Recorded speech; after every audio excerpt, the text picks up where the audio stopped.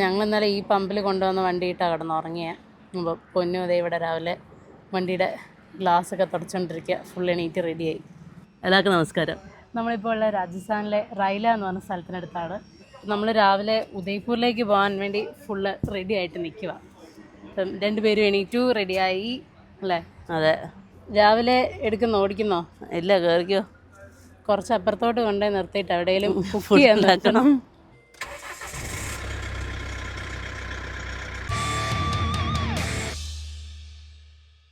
കൽക്കരി ട്രെയിനാന്ന് തോന്നുന്നല്ലേ?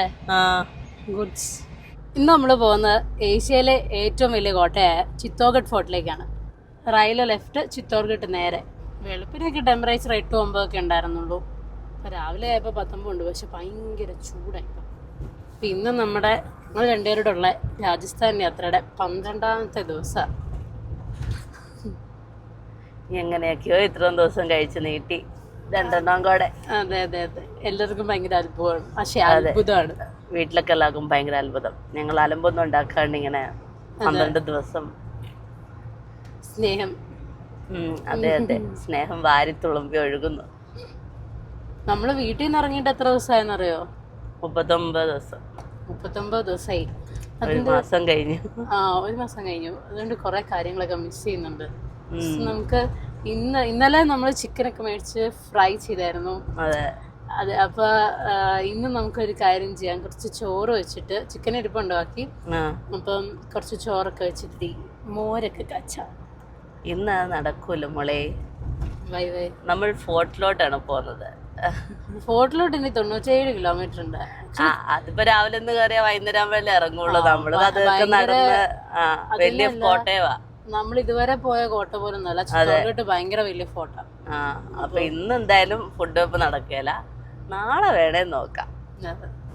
ഈ രാവിലെ ഫുഡ് വെച്ച് കഴിക്കാൻ പറ്റുമെന്ന് എനിക്ക് തോന്നുന്നില്ല. കാരണം ഭയങ്കര വെയിലാണ്. തണല് പോലും ഇല്ല ഈ വഴിയിലൊന്നും. 19 ഡിഗ്രി ഉള്ളു ടെമ്പറേച്ചർ. പക്ഷെ വെയിലിന് ഭയങ്കര ചൂടുണ്ട്. വണ്ടിക്കകത്ത് നിന്നിട്ട് നമുക്ക് ചൂടടിക്കും. കണ്ണിലോട്ട് അടിക്കുമ്പോഴത്തേക്ക് കണ്ണു തുറക്കാൻ നല്ല ചൂടാ. അതുകൊണ്ട് വേണേ കട നോക്കാം, ഇല്ലേ തണല് കാണുവാണെങ്കിൽ നിർത്താം. ഈ റൂട്ടിലെ ധാബയൊക്കെ ഉണ്ട്. നമുക്കൊരു കാര്യം ചെയ്യാം, വല്ല ധാബയിൽ തരാം.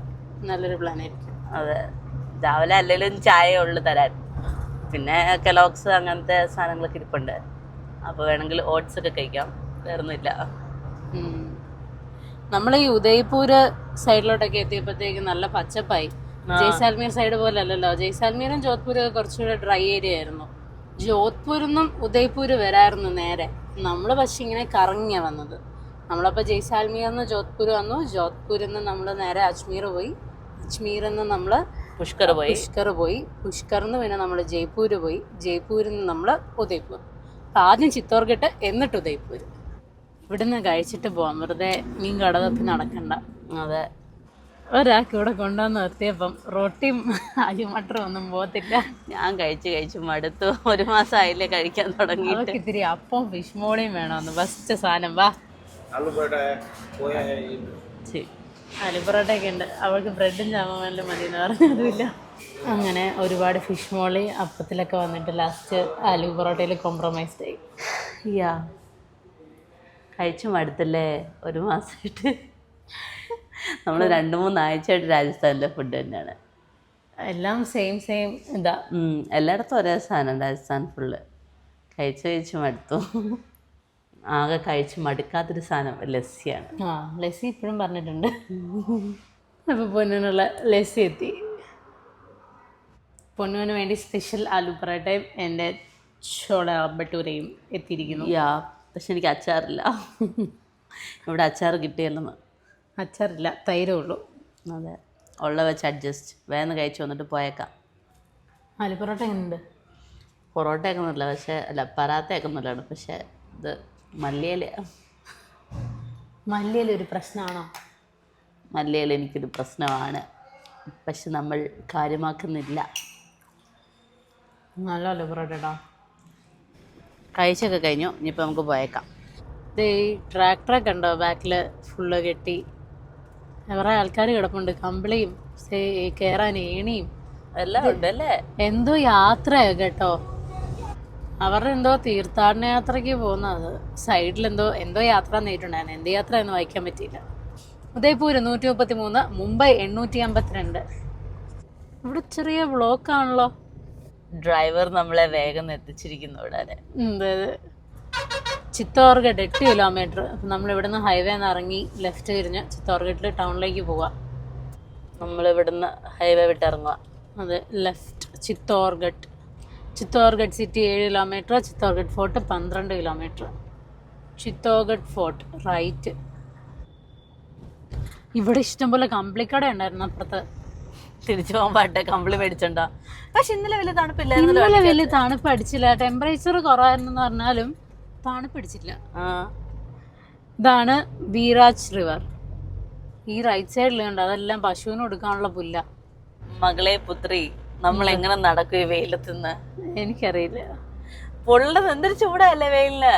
ഭയങ്കര ചൂടാ. പക്ഷെ വെതർ നോക്കുമ്പോ അധികം തണുത്ത ക്ലൈമറ്റ് തന്നെയാ. അതാണ് ചൂട്. നേരെ മേളിൽ കാണുന്ന ചിത്തോർഗഡ് ഫോർട്ട്. ഇതേ നമ്മള് കോട്ടയിലോട്ട് കയറാൻ പോവാ. പഠാൻപോൾ ആദ്യത്തെ ഗേറ്റാ. ഇതാണ് അടുത്ത ഗേറ്റ്. ഇതാണ് ഭൈരവ ഗേറ്റ്. ഈ കോട്ടയിലോട്ട് നമ്മൾ കയറുമ്പോൾ തന്നെ ഇവിടെ മൊത്തം മെയിൻ 7 ഗേറ്റ് ഉണ്ട് ഈ കോട്ടയ്ക്ക്. ഇതാണ് ഹനുമാൻ ഗേറ്റ്, ഹനുമാൻ പോൽ. ഇവിടെ ചെറിയൊരു ഹനുമാൻ മന്ദിരമുണ്ട്.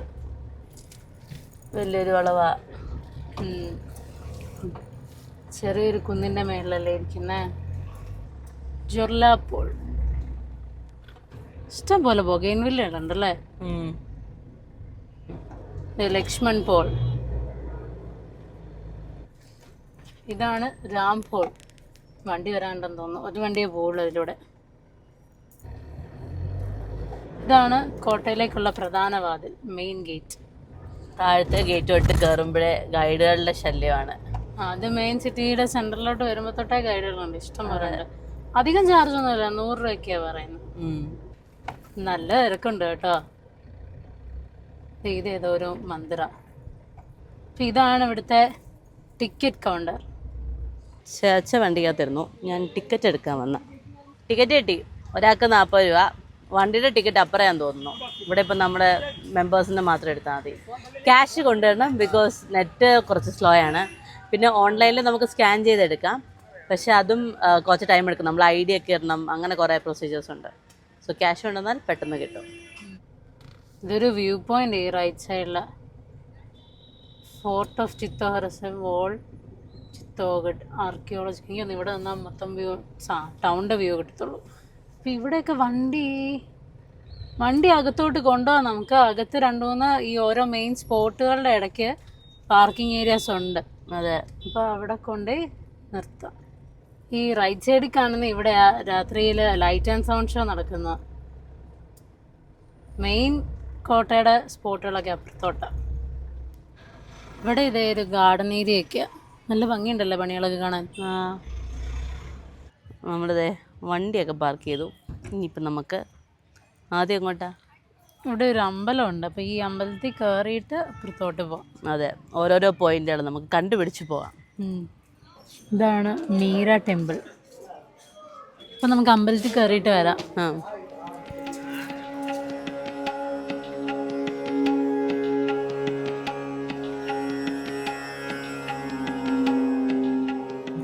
കൊത്തുപണികളൊക്കെ കണ്ടോ? കല്ലി കുത്തി ശരിക്കുന്ന നല്ല രസമില്ലേ?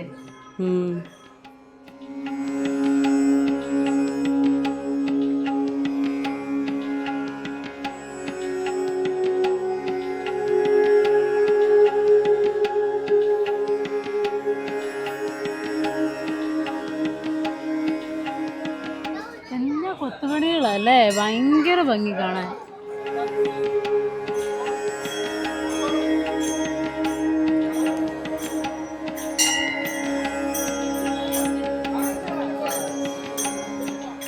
അപ്പുറത്ത് ഒരു അമ്പലം ഉണ്ടായിരുന്നു, കാളിമാതാ ടെമ്പിൾ. അത് നമ്മൾ ആദ്യം കണ്ടേ. ഇവിടുത്തെ ഭിത്തിയാണല്ലേ പണിതേക്കുന്നുണ്ടോ? വേറൊരു സ്റ്റൈല് രസമുണ്ട്. കളറിൻ്റെ നല്ല ഭംഗിയുണ്ട്. കളർ കാണാൻ നല്ലൊരു വൈബുണ്ട് സാധനത്തിന്. ഇവിടെ ഉണ്ടല്ലോ, ഇത് മൊത്തത്തിൽ ഈ ഫോർട്ട് എന്ന് പറയുന്ന ഒരു 13 കിലോമീറ്റർ ഉണ്ട് മൊത്തം. അപ്പം അതുകൊണ്ട് തന്നെ ഇതിപ്പം ഇവിടുന്ന് നമ്മൾ അപ്പുറത്തോട്ട് പോകെങ്കിലും വണ്ടിയും കൊണ്ടും പോവാം അതുവഴിയൊക്കെ. പക്ഷെ കുറച്ച് അങ്ങോട്ട് ചെന്ന് കഴിയുമ്പോഴത്തേക്ക് വഴി ചെറുതാവുന്നതും ഉണ്ട്. അപ്പം എങ്ങനെയാണെന്ന് അറിയില്ല മൊത്തത്തിൽ. ഇവിടെ പറഞ്ഞാൽ വെച്ചാൽ അറിയുള്ളൂ. അല്ലെങ്കിൽ ഓട്ടോയ്ക്ക് പോകുന്ന വേണേൽ അവരോട് റേറ്റ് ചോദിച്ചു നോക്കാം എങ്ങനെയാണെന്നുള്ളത്.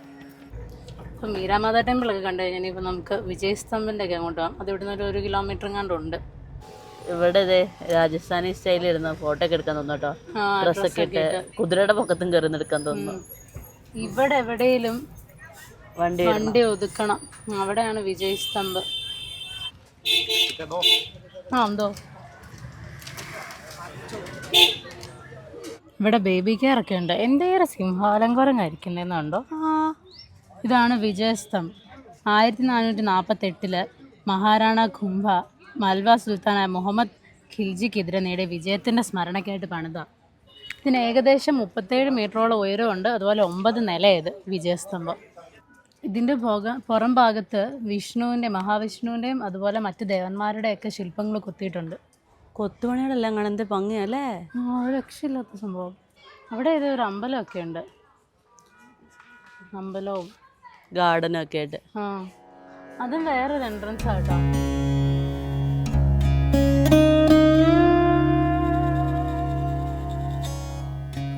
ഇതൊക്കെ കുറെ നശിച്ചു പോയതൊക്കെ എടുത്ത് വെച്ചേക്കുന്ന അല്ലേ.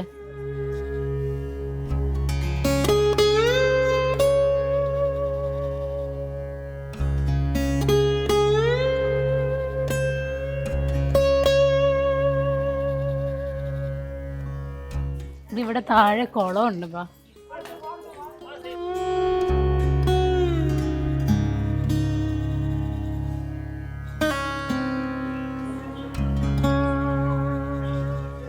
ഇതിലെല്ലാം പ്രാവുകൾ ഇരിപ്പുണ്ട് കണ്ടോ.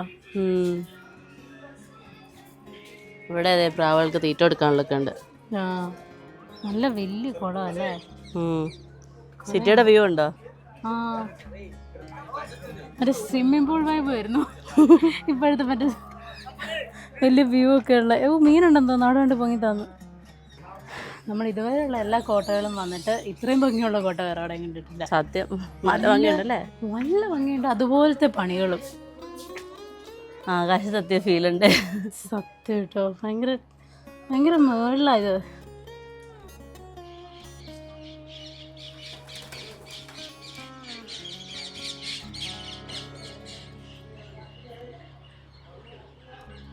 രാവിലെ 9 മണി തൊട്ട് വൈകുന്നേരം 6 മണി വരെ ഇവിടെ എൻട്രി ഉള്ളൂ.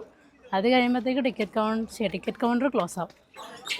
ഇത് അവിടെ പുള്ളിക്കാരി എല്ലാവർക്കും കയ്യിൽ വെച്ചിട്ട് കടല കൊടുക്കുന്നു. RTDC കഫറ്റേരിയ രാജസ്ഥാൻ ടൂറിസം ഡിപ്പാർട്ട്മെൻറ്റിനാണല്ലോ എന്ന് തോന്നുന്നു. ബൊഗൻവില്ല നിൽക്കുന്നുണ്ട് എന്താ വെച്ചാൽ. ഇവിടെ എല്ലാവരും ഇതുപോലെ ഓട്ടോ എടുത്താണ് കൂടുതലും കറങ്ങുന്നത്. വണ്ടിക്ക് വരുന്നവർ ഇഷ്ടം പോലെ ഉണ്ട്. പക്ഷെ ഭയങ്കര കൺജസ്റ്റഡ് അല്ലേ. തിരക്കാ ആൾക്കാർ കൂടി കഴിയുമ്പോഴത്തേക്കൊക്കെ. ഇനിയിപ്പോൾ നമ്മൾ അടുത്ത സ്ഥലത്തേക്ക് പോവാം. ആ സൈഡിലത്തെ കാളി ടെമ്പിളാ. ഇവിടെ ഇഷ്ടംപോലെ അമ്പലങ്ങളുണ്ട് ഇതുപോലെ. അമ്പലത്തിലെല്ലാം തിരക്കുവാ. പക്ഷെ നല്ല രസം. ഈ അമ്പലങ്ങളുടെ എല്ലാം പണികൾ കാണാൻ ഭയങ്കര ഭംഗിയാണ്. ഈ ലെഫ്റ്റ് സൈഡിലുള്ളതാണ് റാണി കാ മെഹൽ. ഇവിടെ എവിടെയെങ്കിലും പാർക്ക് ചെയ്യണമെന്ന് തോന്നുന്നു. ഇതാണ് നമ്മുടെ ലാസ്റ്റ് പോയിന്റ്. അങ്ങോട്ടുള്ളതെല്ലാം ജംഗിളാണ്. അങ്ങോട്ടേക്ക് ഇനി കാട് മാത്രമേ ഉള്ളൂ, വേറെ ഒന്നും ഇല്ല. അപ്പോൾ ഇതാണ് പത്മിനി പാലസ്. മഹാരാജ റാവൽ രത്തൻ സിംഗ് അദ്ദേഹത്തിൻ്റെ ഭാര്യയായ റാണി പത്മിനിക്ക് വേണ്ടി പണിത പാലസാണിത്. പത്മിനി ലേക്കിൻ്റെ തീരത്താണ് ഈ പാലസ് സ്ഥിതി ചെയ്യുന്നത്. റാണി പത്മിനിയുടെ മറ്റൊരു പേരാണ് റാണി പത്മാവതി. ഏകദേശം 7-ാം നൂറ്റാണ്ടിൽ മൗര്യ ഭരണാധികാരിയായ ചിത്രാംഗത് മൗര്യയാണ് ഈ കോട്ട സ്ഥാപിച്ചതെന്ന് കരുതുന്നു. പിന്നീട് ഇത് മേവർ രാജപുത്രരുടെ തലസ്ഥാനമായി മാറി. ഇവിടെ 3 ജോഹർ അഥവാ സ്ത്രീകളുടെ കൂട്ട ആത്മഹത്യ നടന്നിട്ടുണ്ട്. അത് രാജ്പുത് ചരിത്രത്തിൽ തന്നെ ഏറ്റവും വേദനകരമായ ഒരു സംഭവമായിരുന്നു. ചിത്തോർഗഡിലെ ഏറ്റവും പ്രശസ്തമായ കൊട്ടാരമാണിത്.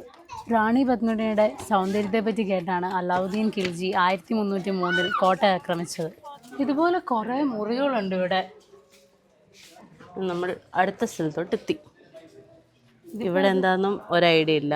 ഇതൊരു ഗാർഡൻ ഏരിയ. ഇതെല്ലാം ഉണ്ടല്ലോ. എനിക്ക് തോന്നുന്നു ഈ മഹലിൻ്റെ അകത്തെ ഓരോ ഏരിയാസും അങ്ങനെ ഇതൊക്കെ ആയിരിക്കും. ഈ റൂമിൻ്റെ അകത്ത് നിന്നിട്ടാണ് ആദ്യമായിട്ട് ഖിൽജി റാണി പത്മാവതിനെ കാണുന്നത്. അതും ഡയറക്റ്റ് അല്ല, റിഫ്ലക്ഷൻ മാത്രം പത്മാവതിയുടെ.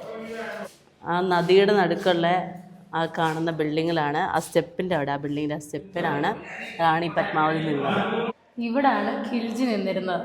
അവിടെ ഒരു മിറർ ഉണ്ടായിരുന്നു. അപ്പം അവിടെ നിന്നിട്ട് പത്മാവതിയുടെ രൂപം ഇവിടെ ഈ മിററിൽ കണ്ടു, റിഫ്ലക്ഷൻ. ഇത്രേ ഉള്ളൂ. പക്ഷെ ചിലർ പറയുന്നത് റാണി പത്മാവതിയുടെ രൂപത്തിലൊരു തോഴീനെ ഒരുക്കി നിർത്തുമായിരുന്നു എന്നാണ് പറയുന്നത്. രണ്ട് രീതിയിൽ പറയുന്നുണ്ട്. അപ്പം നമ്മളിപ്പോൾ ഉള്ളത് റാണി കുംഭ പാലസിലാണ്. ഇവിടുത്തെ ഏറ്റവും വലിയ കൊട്ടാരാണിത്. എന്തായാലും ഇവിടെ എല്ലാവരും നന്നായിട്ട് മെയിൻറ്റെയിൻ ചെയ്യുന്നുണ്ട് ഇവർ പാലസ് ഫുള്ള്. ഇഷ്ടംപോലെ ചെടികളൊക്കെ പിടിപ്പിക്കുകയും ക്ലീനിങ്ങും എല്ലാം ഉണ്ട്.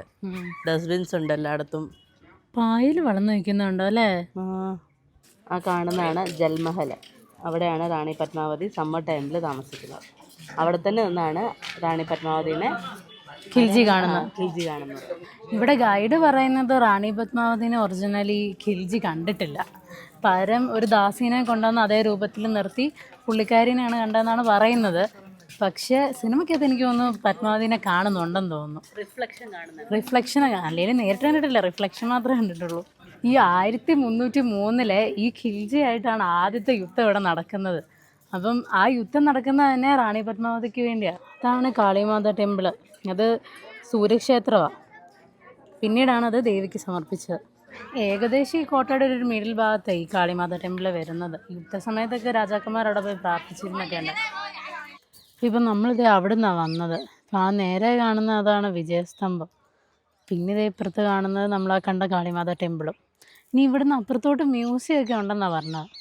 ഈ പാലസ് അധികമൊന്നും ഇല്ല. ഇപ്പം നമ്മൾ ഈ കണ്ട ഇത്രേ ഉള്ളൂ. എനിക്ക് തോന്നുന്നു ഇത്ര ഓപ്പൺ ആയിട്ടുണ്ടാവുള്ളൂ പബ്ലിക്കിന്. ബാക്കി ഓപ്പൺ അല്ലായിരിക്കും എന്ന് തോന്നുന്നു. കൊള്ളാമല്ലേ, നല്ല ഹാളാ, ലൈറ്റിംഗ് ഉണ്ട്. അതെ. അപ്പോൾ ഇവിടുത്തെ പാലസ് മ്യൂസിയം ഇപ്പോൾ അടച്ചിട്ടേക്കുക, ഗവൺമെൻറ് ക്ലോസ് ചെയ്തേക്കാണ്. അപ്പോൾ ഞങ്ങളിവിടെ ചോദിച്ചപ്പോൾ അവർ പറഞ്ഞത് ഇവിടെയുള്ള എല്ലാം ഉദയ്പൂർ സിറ്റി പാലസിലുണ്ടെന്നാണ് പറഞ്ഞത്, മെയിൻ ഐറ്റംസ് എല്ലാം. അപ്പം നമുക്കെന്നാൽ ഇനിയിപ്പം മെയിൻ ഒരു സ്പോട്ട് നമ്മൾ അപ്പുറത്ത് മറന്നുപോയി. ജോഹർ നടന്നിടത്ത് നമ്മൾ കയറിയില്ല, പെട്ടെന്ന് പാലസ് കാണാൻ വന്നതുകൊണ്ട് നമുക്ക് അവിടോട്ട് പോവാം. നമ്മൾ തിരിച്ച് വീണ്ടും പാർക്കിങ്ങിൽ വന്നു. ഒരാളിന്ന് ചിപ്സ് കഴിക്കുകയാണ്. ആ വിജയസ്തംഭത്തിൻ്റെ സൈഡിൽ തന്നെയായിരുന്നു ജോഹർ നടന്നത്. അപ്പോൾ അവിടെ മനസ്സിലാകത്തെന്ന് വെച്ചാൽ അത് ഗാർഡനാക്കി മാറ്റി. പിന്നെ അവിടെ ഹിന്ദിയിലൊരു ബോർഡ് വെച്ചിട്ടുണ്ടായിരുന്നു. അപ്പോൾ ഞാൻ ചോദിച്ചു ഞാൻ തെറ്റിച്ച് വായിച്ചു തന്നെയാണോ എന്ന് വിചാരിച്ചു. നോർമലി പാലസിൻ്റെ അവിടെ ആയിരിക്കില്ലേ എന്ന് വിചാരിച്ചു അങ്ങ് പോയത്. അവിടെ നാരങ്ങ കുടിച്ചിട്ട് പോയാലോ? ഉച്ചക്കൊന്നും കഴിച്ചില്ലല്ലോ. അത് സോഡാ മേക്കറാ, സോഡാ മേക്കർ.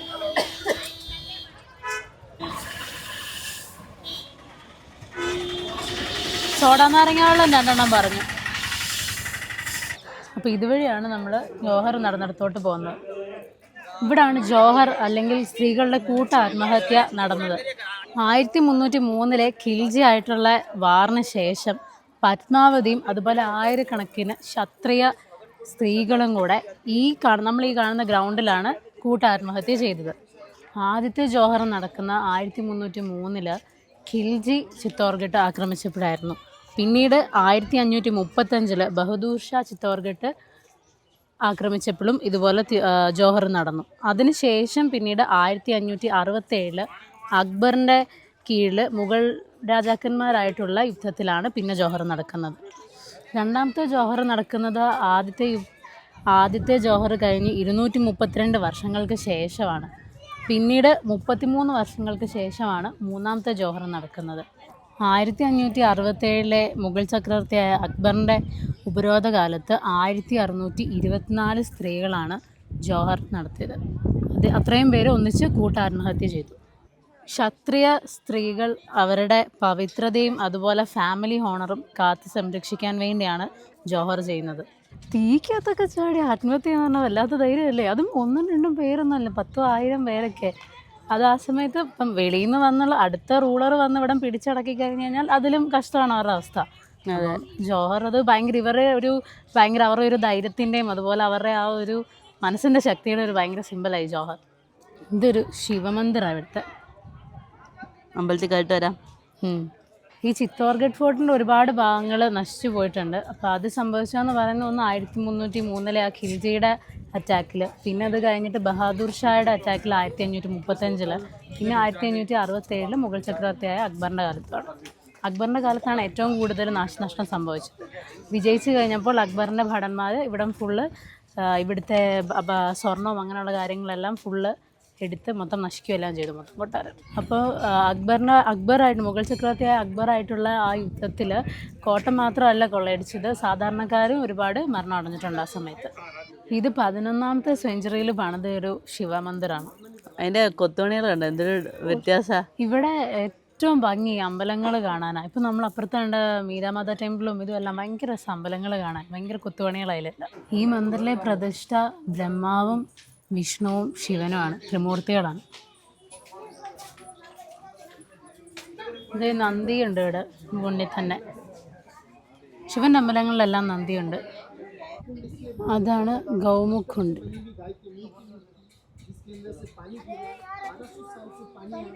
സൺസെറ്റ് ആവാറായി, നല്ല രസമല്ലേ. ഇതിലേക്ക് കൊത്തുപണികളും ഉണ്ടോ? എന്ത് ഭംഗിയല്ലേ. ഇതൊക്കെ എത്ര വർഷം പഴക്കമുണ്ടെന്നല്ലേ ചേ, 11ാമത്തെ സെഞ്ചുറിയിൽ പണിതാ. Creating history. നമുക്കെന്നാ പിന്നെ തിരിച്ച് അങ്ങോട്ട് പോവാല്ലേ? നമുക്ക് അപ്പുറത്ത് വേണമെങ്കിൽ, അപ്പുറത്ത് ഗോമുഖിൻ്റെ അപ്പുറത്തെ ഏരിയ പോയി വേണം സൺസെറ്റ് ആണ്. അങ്ങോട്ട് പോയാലോ? ഇവിടെ ഇഷ്ടം പോലെ സിംഹാലങ്കരന്മാരുണ്ട്. എന്തേ ഇത് സൺസെറ്റിന്റെ സമയം ഇവിടെ വേറൊരു ഭംഗിയാട്ടോ. നമ്മളുണ്ടല്ലോ, ഇവിടെ ആണോ അത് താഴത്തെ ആണെന്നറിയില്ല, ഏതോ മന്ദിറിന്റെ അകത്ത് നമ്മൾ നോക്കുമ്പോൾ റാണി പത്മാവതിയുടെ ഫേസ് കാണാന്നല്ലേ പറഞ്ഞേ. താഴെ എന്തോന്ന് പോയി നോക്കാം. ഇവിടെ നിന്ന് നമുക്ക് ടൗണ് മൊത്തം കാണാം അല്ലേ. പിന്നെ ഇപ്പൊ ഇതുവഴി ഫുള്ള് ആ താഴെക്കൂടെ എല്ലാം കോട്ടയുടെ മതിലാണ്. നമ്മൾ ആ താഴെ നിന്ന് കാണുന്ന ആ ഏരിയ ഇവിടെ മൊത്തം. അതാണ് ഇവിടുത്തെ ശിവമന്ദിരം നമ്മളിപ്പോൾ പോയത്. ജോധ്പൂരിൽ കണ്ട പോലെ തന്നെ ഇവിടെയും കുറേ നീല കളറിലെ വീടുകൾ കാണുന്നുണ്ട്.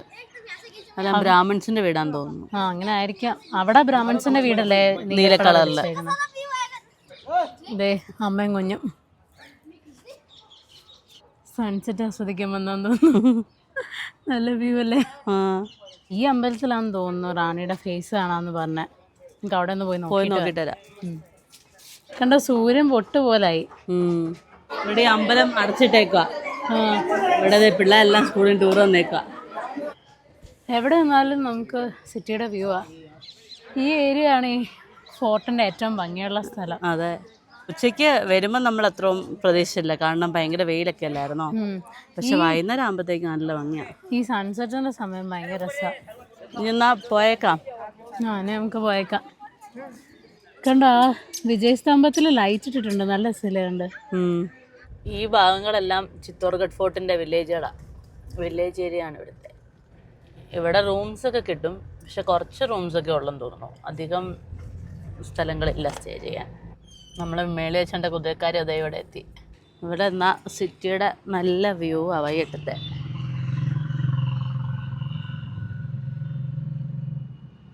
കോട്ടമതിലൊക്കെ അതെ ലൈറ്റ് ഇട്ട് തുടങ്ങി വൈകുന്നേരമായപ്പം. ഇതെല്ലാം സ്ട്രീറ്റ് ഫുഡ് ഷോപ്പുകളാണ്. ഉദയ്പൂർ നേരെ ഷരാബ്. Udaipur 108 kilometre, Ahmedabad 355 kilometre. നമ്മൾ വന്ന് ഹൈവേയിൽ കയറി. രാത്രി കഴിക്കണ്ടേ? കഴിക്കണം. കഞ്ഞി വെച്ചാലോ?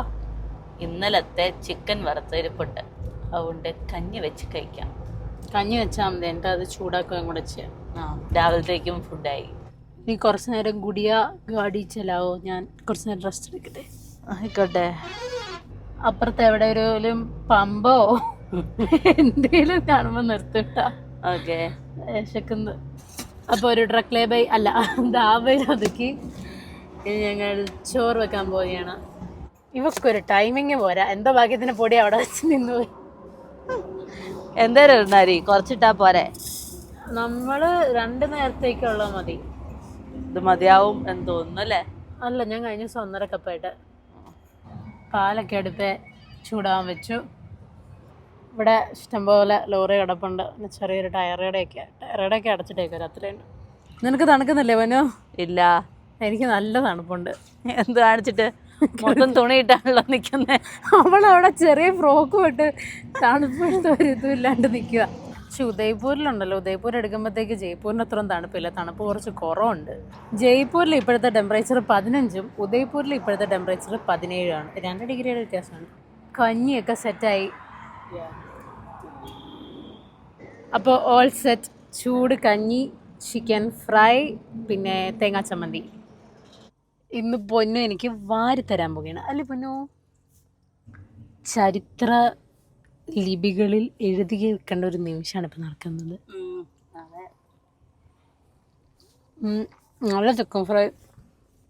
ഇനിയിപ്പോൾ അധികം ഓടുന്നില്ല. ഇല്ല, കുറച്ച് അപ്പുറത്തോട്ട് പോയിട്ട് വല്ല പമ്പ് നോക്കണം. ഈ വഴിയിൽ പമ്പൊക്കെ കുറവാണ്. ഇന്നലെ ഒരു നല്ല പമ്പുണ്ടായിരുന്നു, ഇങ്ങോട്ട് വശത്തിരി പമ്പ് കുറവുണ്ട്. കുറവാ. പിന്നെ കൂടുതലും പണി നടക്കും അല്ലേ പമ്പൊക്കെ? കുറെ പമ്പൊക്കെ പണി നടക്കുന്നുണ്ട്. ലെഫ്റ്റ് സൈഡിൽ ഒരു പമ്പ് കാണുന്നു. വണ്ടി കിടന്ന് ഉറങ്ങുന്നതാണോ നോക്കാം അവിടെ. നോക്കാം. റൈറ്റ് സൈഡിൽ അവിടെ നല്ലൊരു പമ്പ് ഉണ്ടായിരുന്നു. അതെ, നല്ലൊരു ധാബ ഉണ്ടായിരുന്നു. ഇവിടെ ഉണ്ട് കേട്ടോ. ഇവിടെ ലോറി എല്ലാം പാർക്ക് ഇട്ടേക്കുന്നു. ഇവിടെ കുഴപ്പമൊന്നും തോന്നുന്നു. ഇഷ്ടംപോലെ ഒരു ധാബ ഉണ്ട് സൈഡിൽ തന്നെ.